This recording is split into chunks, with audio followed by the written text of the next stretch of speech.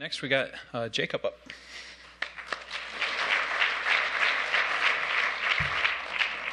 So according to him, my name's Jacob.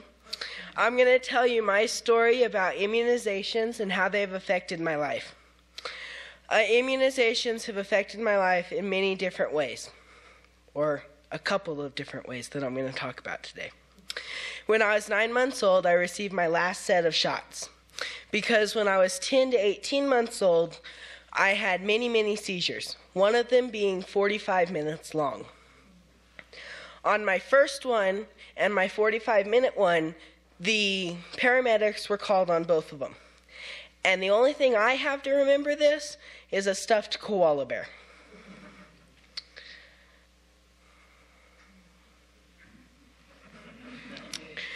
Three years ago, we went to China. Since I haven't had immunizations since I was 9 months old, I had to get a lot of them. I didn't get all of them, but I got a lot of them. And the way that they affected me this time was I'm allergic to the mercury that the shots are preserved in. And so they affected me with paralysis. And so the way I noticed was I didn't trip, I collapsed on a ferry dock in China and almost fell into the water.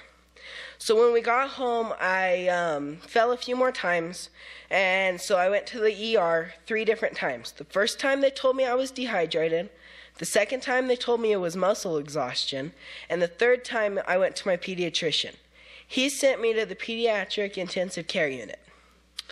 Within 5 minutes, I had 5 doctors all around me. They couldn't decide whether I had Guillain-Barre or transverse myelopathy, which they did a spinal tap because it's the only test that can tell the difference between the two. It turns out that I had Guillain-Barre, which is where your immune system attacks your muscles and sucks out the strength, kind of like a mosquito to a sausage. So the treatment is called immunoglobulin. Immunoglobulin is antibodies from blood donors, and it's given to people who can't make their own antibodies, which is what I couldn't do. So after I got out of the hospital, I went to physical and occupational therapy. I had the coolest therapist. The one on the left, I think, is named Geneva, and the one on the right is Kara. And I was 12. Of course I was going to have fun in therapy, but how did I have fun? Well, I had wheelchair races in the hall, and I won the office hat contest. And in the elevator, I would say, "Hey, can I use that therapist next?" So I met a guy who had the same problem that I did, but he was in his 60s, and so it affected him more. He, after being in there for 8 months, could move one finger on each hand, talk a little bit, and he was on a ventilator. And this is after 8 months. After that, I went to outpatient therapy 3 times a week for a month, which was kind of fun.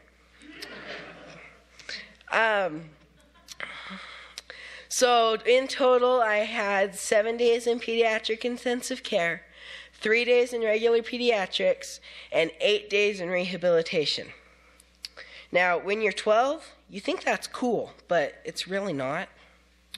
So I'm still only 95% better. I finally got my reflexes back. It takes me a little while to get up after I'm sitting on the ground.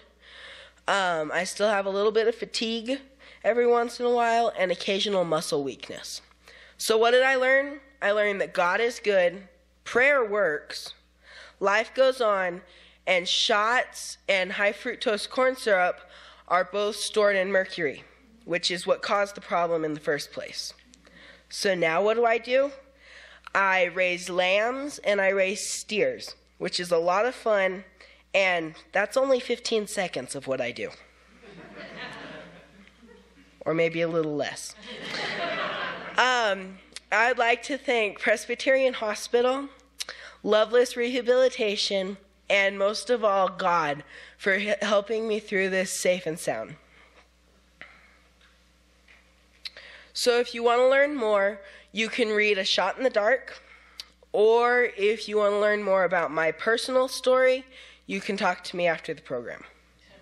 So that's my story, and I think I'm sticking to it.